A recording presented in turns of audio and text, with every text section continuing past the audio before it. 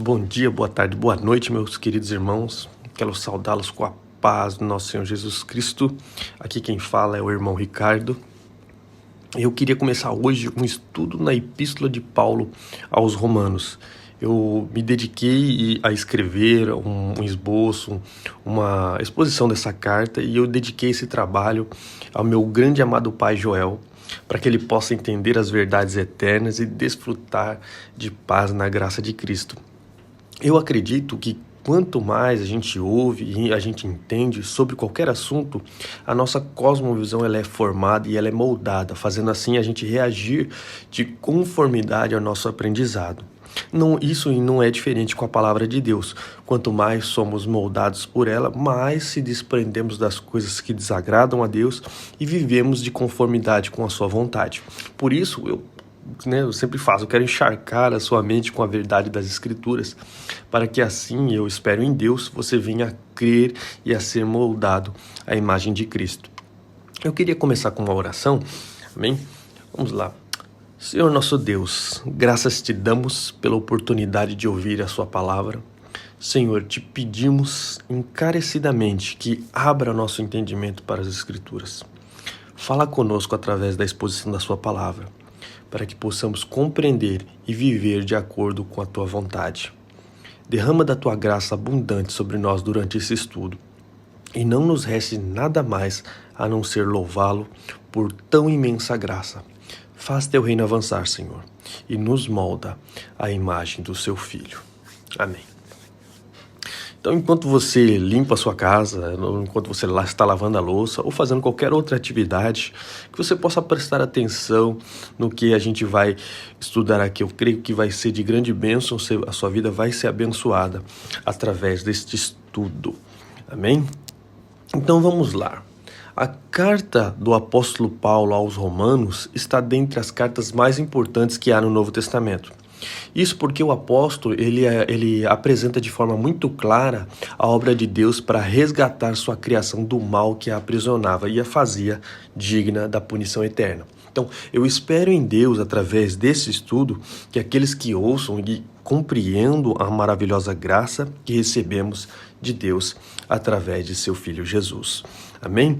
Então, a carta aos Romanos, ela vai nos mostrar a condição no qual se encontrávamos ou ainda se encontramos, o qual é de pecadores diante de um Deus santo e justo. Porém, ela vai nos mostrar a obra de resgate feita por Deus Pai por intermédio de nosso Senhor Jesus Cristo e a manutenção após essa redenção pela obra do Espírito Santo. Então, para a gente entender a carta aos Romanos, primeiramente nós temos que ter algumas informações extremamente necessárias para compreendermos o contexto e o que motivou Paulo a escrever essa epístola. Então vamos lá. O apóstolo Paulo estava no final da sua terceira viagem missionária. Ele se encontrava na cidade de Corinto, na Grécia. Ele estava hospedado na casa de Gaio. Paulo tinha planos de ir a Jerusalém, entregar uma oferta que ele arrecadou das igrejas que ele havia fundado, e essa oferta era para os pobres da Judéia, o qual estavam passando por várias dificuldades, certo? E após isso, ele tinha a intenção de pegar um navio e ir para Roma. E após desfrutar ali de comunhão mútua com os irmãos, como também edificá-los na palavra, ele quer uma ajuda da parte da igreja para pregar o evangelho na Espanha. Mas para isso, Paulo vai expor primeiramente o evangelho que ele prega, para esclarecer alguns boatos que circulavam nas igrejas com respeito à sua pessoa. E por que isso ocorria? Paulo, ele tinha vários inimigos durante a sua vida, durante seu ministério. Alguns da parte dos judeus, o qual não criam que Jesus era o Messias, portanto tentavam descredibilizar a pregação do apóstolo sobre o Messias que havia chegado. Havia também os judaizantes. Judaizantes quem eram? Eram judeus que criam em Jesus como Messias, porém diziam que só a fé não era suficiente para a salvação. Era necessário adicionar o cumprimento da lei, da circuncisão, a guarda do sábado e também a abstenção de algumas comidas, dentre outras. Isso para de fato ser salvo. Então, portanto, tais judeus e judaizantes acumulavam vários boatos sobre a pessoa e a pregação do apóstolo. Então, por causa disso, Paulo vai expor o evangelho que prega e mostrar que é conservador, ou seja, ele não está trazendo nada novo, pois vai usar como prova o Antigo Testamento, demonstrando assim pela Escritura que Jesus é o Messias aguardado.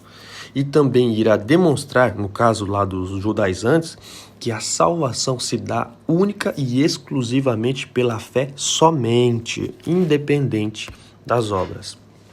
Assim, convencendo os irmãos que ele é ortodoxo, certo?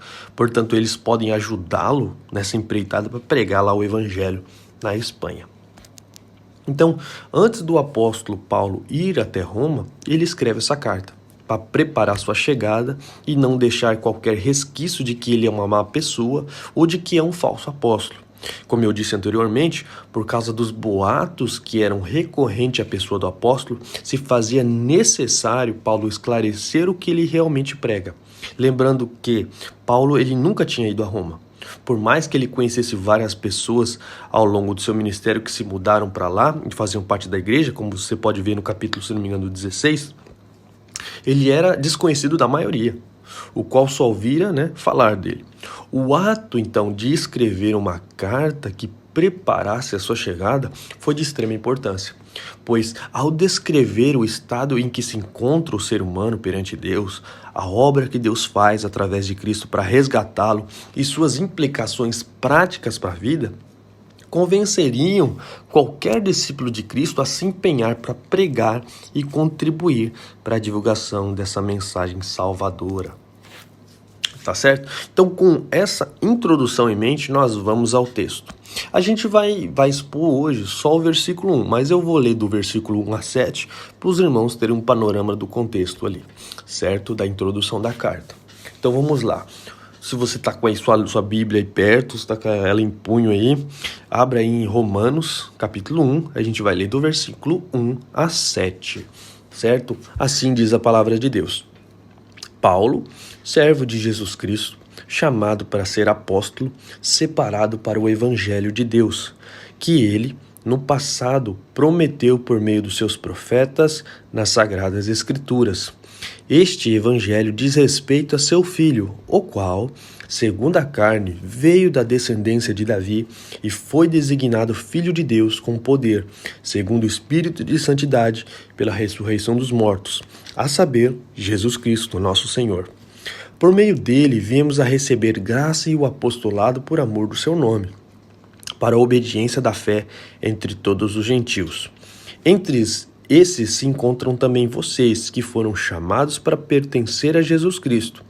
A todos os amados de Deus que estão em Roma, chamados para ser santos, que a graça e a paz de Deus, nosso Pai, e do Senhor Jesus Cristo estejam com vocês. Até aí, irmãos. Então vamos lá. Vamos começar então. Paulo, A gente vê no versículo 1. Quem foi o apóstolo Paulo?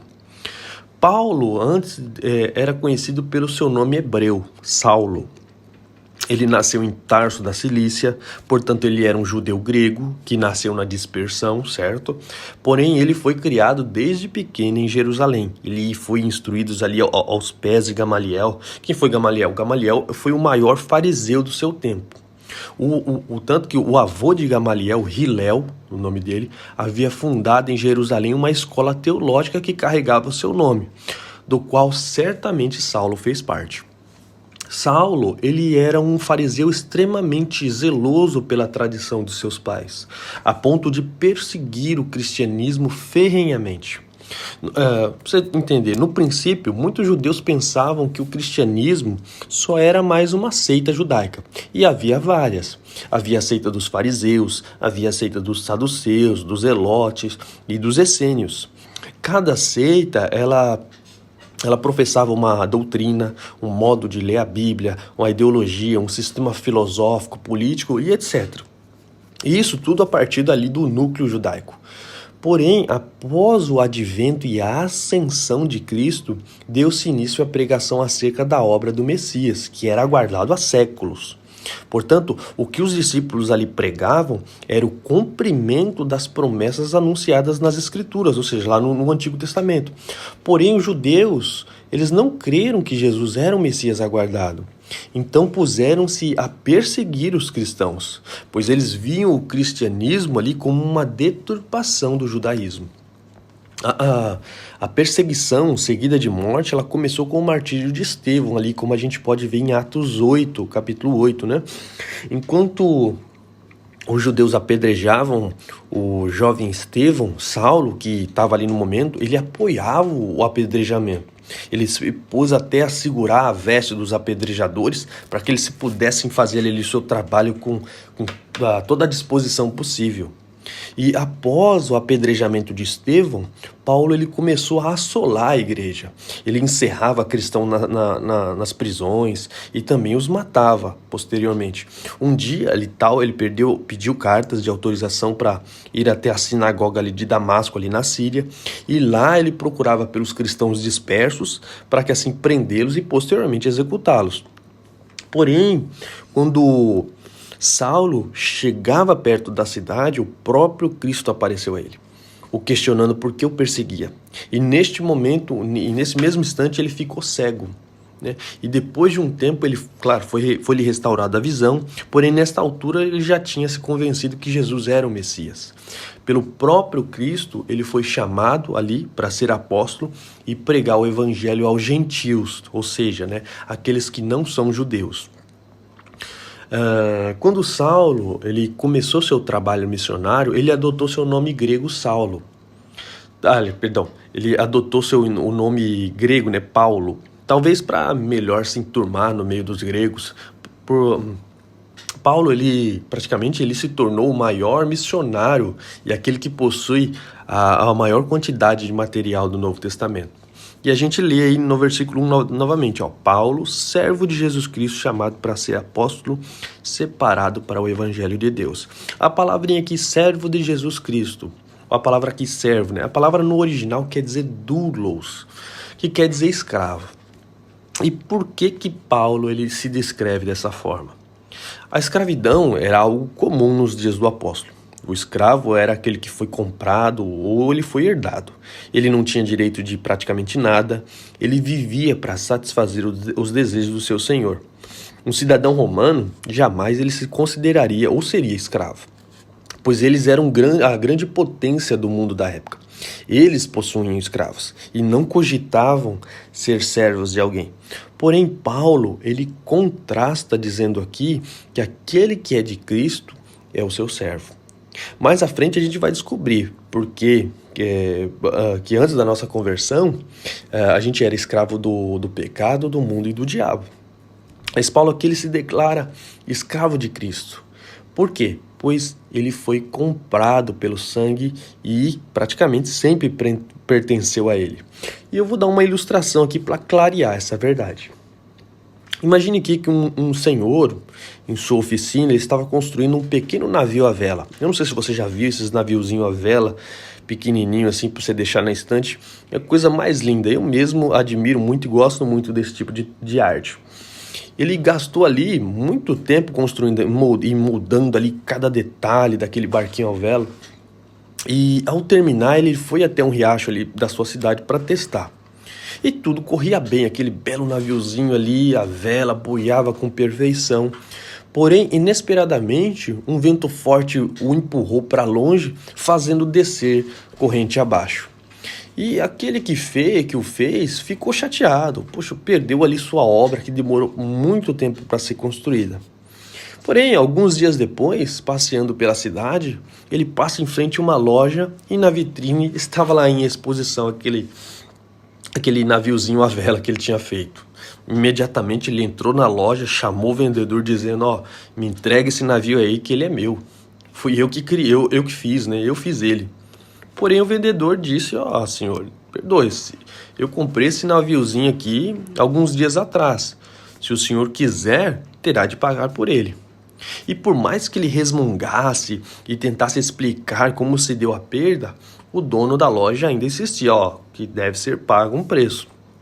Então ele desembolsou ali uma quantia e comprou o pequeno navio e enquanto saía da loja, com ele em mãos, virou pro o barquinho, o naviozinho, e ele falou assim, naviozinho, você é meu 2 vezes.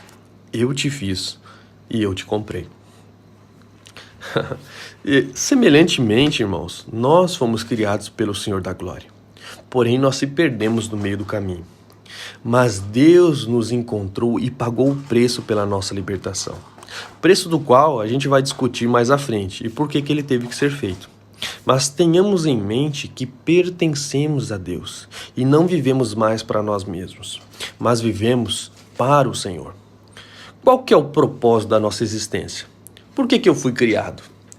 Nós fomos criados para Deus, para glorificar seu nome com nossa existência. Porém, com a entrada do pecado, se tornamos autoadoradores de si próprios.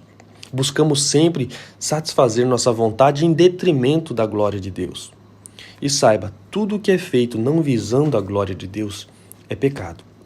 1 Coríntios 10:31 fala assim: portanto, se vocês comem, ou bebem, ou fazem qualquer outra coisa, façam para a glória de Deus. Será que a nossa vida corresponde com o propósito pelo qual fomos feitos? Pense aí, dê uma olhada na sua vida pregressa. Será que ela corresponde com o propósito pelo qual foi feita? Por que é tão difícil viver para Deus? Lembre-se, depois do pecado dos nossos primeiros pais, nossos olhos desviaram do alvo. Nosso coração ele se obscureceu. Se deleitamos nas trevas. Nossa natureza anseia por aquilo que é contrário a Deus. Por isso que Cristo disse: aquele que quer vir após mim, negue-se a si mesmo. Toma a sua cruz e siga-me. Saiba, irmão, a vida cristã é renúncia. Renúncia do meu próprio eu. O pecado, ele obscureceu meu coração. Meu coração se tornou enganoso. Se eu segui-lo, eu me afundarei cada vez mais na depravação, na imoralidade, na injustiça e etc. Tudo para minha autopreservação e deleite, pessoal. Porém, Deus veio sobre nós e iluminou nosso caminho e mostrou a terrível e horrenda jornada pela pocilga do pecado e me fez cair em si.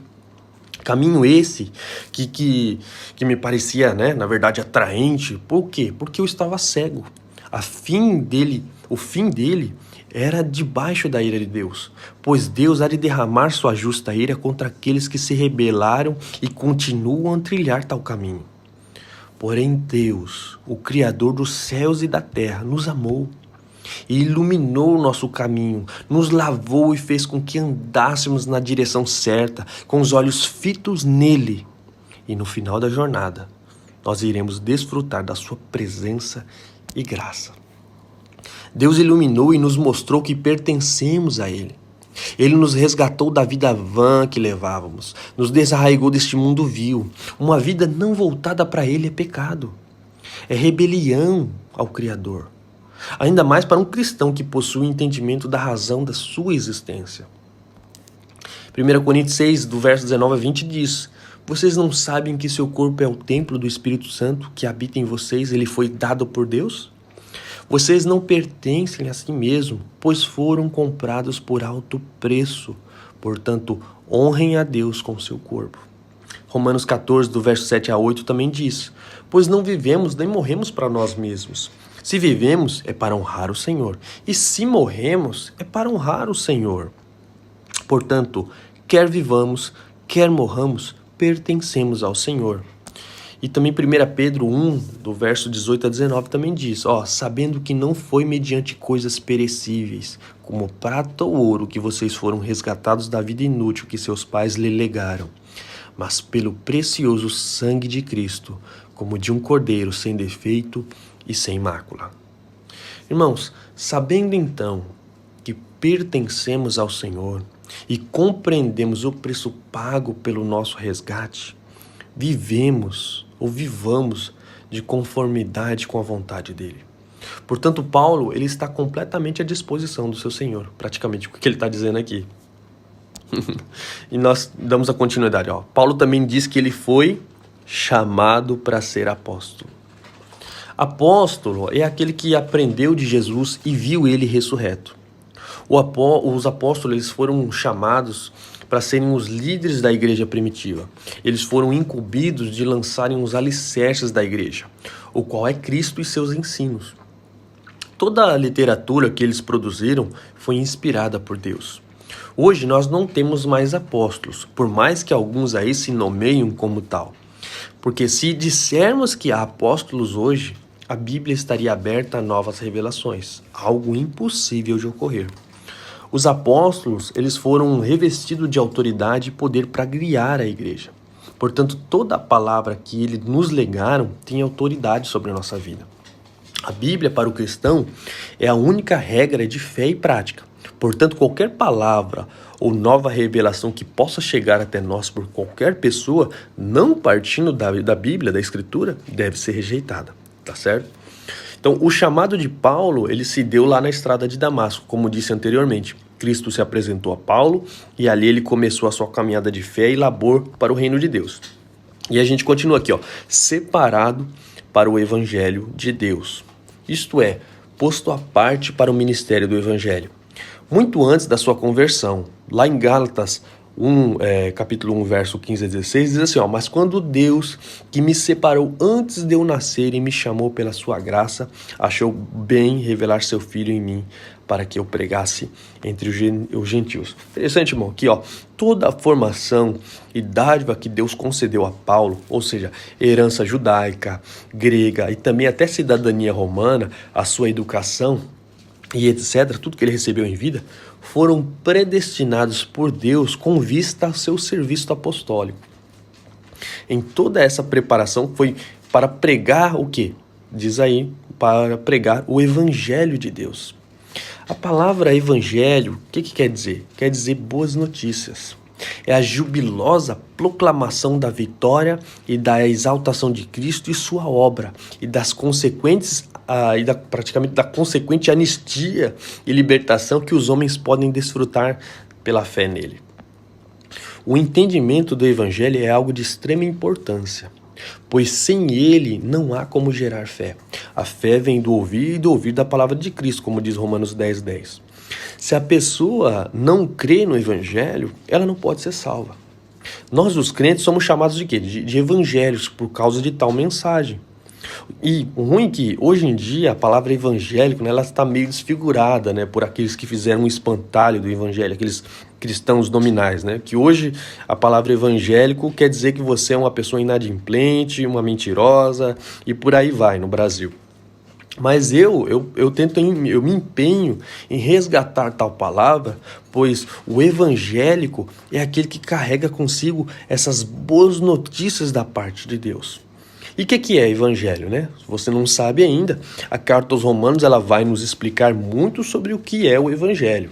Como eu disse, o evangelho é as boas notícias de Deus para o homem. Porém, você não entenderá o evangelho se primeiro não entender as más novas, Ou seja, a notícia ruim.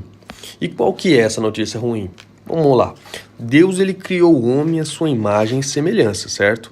Portanto, o homem, quando ele foi criado, ele recebeu atributos de Deus. Não todos, como por exemplo, onipotência, onipresença. Ninguém tem esses atributos, certo? Mas ele recebeu outros atributos. Quais são? Amor, santidade e dentre outros, certo? Deus deu uma ordem ao homem ali no Éden, de não comer apenas do fruto da árvore do conhecimento do bem e do mal. Porém, ele acaba comendo e pecando por desobediência. E aí o que ocorre? Quando o homem peca, o pecado entra na criação. E o pecado, irmão, ele corrompe todas as faculdades do homem. A mente, o coração, tudo. A natureza humana, ela passa a estar inclinada ao mal. Ela se deleita naquilo que vai contra a vontade de Deus. E o mais triste de tudo é que o homem foi separado da comunhão com Deus. Deus ele é santo, ou seja, ele não tem parte alguma com o pecado. Deus é puro, sem mancha, sem mácula, e ele não pode ter comunhão e nem tolerar o pecado. Deus também tem um outro atributo, que é o quê? É a justiça. Deus ele é justo, ou seja, Deus dá a cada um segundo o seu merecimento. Portanto, a santidade e a justiça de Deus obriga ele à punição pelo pecado. Caso ele puna o pecado, caso Deus não punisse o pecado, ele se tornaria injusto. que é algo impossível de ocorrer, tá certo? Não é verdade? Porém, Deus, ele ama a criação que criou. E desde o Éden, ele prometeu resgatar essa criação que tanto ama. Ele falou que da semente da mulher haveria um que pisaria a cabeça da serpente e restauraria a criação. Porém, aqueles que se rebelaram e não se arrependerem, eles receberão a justa ira de Deus por seus pecados. Deus, ele sempre trabalhou na história, certo? Ele preparando o mundo para a chegada do seu Filho Jesus, o qual resgataria os filhos de Deus espalhados pelo mundo. A Bíblia até fala lá em João 1, do verso 11 a 13, ele veio para o seu próprio povo e eles os rejeitaram. Mas todos que creram nele e o aceitaram, ele deu o direito de se tornarem filhos de Deus. Esses não nasceram segundo a ordem natural, nem como resultado da paixão ou da vontade humana, mas nasceram de Deus. Por causa da natureza pecaminosa que temos, natureza essa que exala o perfume de Adão, nós não conseguimos cumprir a lei de Deus perfeitamente. Todas as nossas obras, por mais boa que sejas, elas não podem agradar a Deus. Ela é um trapo de imundícia. Como diz lá em Isaías 64, verso 6, somos como um impuro. Todos os nossos atos de justiça são como trapos imundos. Murchamos como folha e como o vento as nossas iniquidades nos levam para longe. Portanto, não há como eu agradar a Deus com minhas obras. Não consigo ajuntar méritos para me aproximar de Deus. Antes de ocorrer isso, Deus ele vem ao meu intermédio por meio de Cristo encarnado. Ele cumpre toda a lei que eu deveria cumprir, pega a minha culpa que eu tenho por causa de Adão e coloca sobre seus ombros, como também coloca sobre si os meus pecados que cometi ao longo da vida. E ao invés de Deus punir a mim, a você, ele pune o seu filho naquela cruz. Ele pune o seu filho em meu lugar, em seu lugar. Já ouviu falar de imputação? Talvez a amputação você já ouviu, né? O que é? É cortar um membro, amputar, né? Pá. Você tira um dedo, sei lá, a perna, por aí vai. Imputação é enxertar algo. Aí, para você entender, o nosso pecado, ele é imputado sobre Cristo, ou seja, é colocado sobre Cristo. E ele recebe a punição dos meus pecados. Quando creio que Jesus ele levou todos os meus pecados, no mesmo momento que eu creio nisso, que eu deposito fé, eu sou declarado justo, ou seja, sem pecado diante de Deus. Pois Cristo, com seu sacrifício vicário, ou seja, substitutivo, pagou a minha dívida em meu lugar. A salvação consiste em você se arrepender de seus pecados, crer que Cristo tomou o seu lugar e pagou os seus pecados com a sua morte. Porém, ele não permaneceu na morte. Ele ressuscitou ao terceiro dia, comprovando que ele era Deus. Ele era mais que um homem, ele era o próprio Deus encarnado. Ele nos promete a sua semelhança, que nós também não permaneceremos na morte. Também ressuscitaremos e viveremos com ele por toda a eternidade. Portanto, não tememos a morte, pois o nosso Senhor é o Senhor da vida. E este é o evangelho que Paulo foi separado para pregar. No evangelho está o poder de Deus para a salvação de todo homem. Quando ele recebe tal mensagem, vive para aquele que o salvou e concedeu essa maravilhosa graça. Então, ao saber disso, certamente você não viverá mais para si mesmo, mas para aquele a quem você pertence de fato. Fomos feitos para Deus e não para nós mesmos. Por causa do pecado, se tornamos cegos. A escuridão nos fez desviar do caminho, porém Deus fez raiar a luz sobre nossa cegueira e enxergamos a sua beleza. Com a sua doce voz, ele rompeu a nossa surdez e pudemos ouvi-lo. Ele aquece o nosso coração e não restou mais nada a nós, a não ser louvá-lo e segui-lo. Ah, Senhor, ó Deus, obrigado pela maravilhosa graça da salvação que nos concedeu mediante a obra do seu Filho. Envia teu Espírito Santo sobre nós, para que tenhamos a convicção de pecado, venhamos a se arrepender dessa vida imunda que levamos e se entregamos a ti de todo o coração. Molda teu Filho em nós, ó Deus. Faz-nos crescer em imagem de Cristo para te honrar com nossa vida terrena. Não permita, ó Deus, que nossa existência seja para te desonrar. Faz-nos servos teus e não restar mais nada a nós a não ser louvá-lo. Te pedimos em nome do teu Filho amado Jesus. Amém e amém.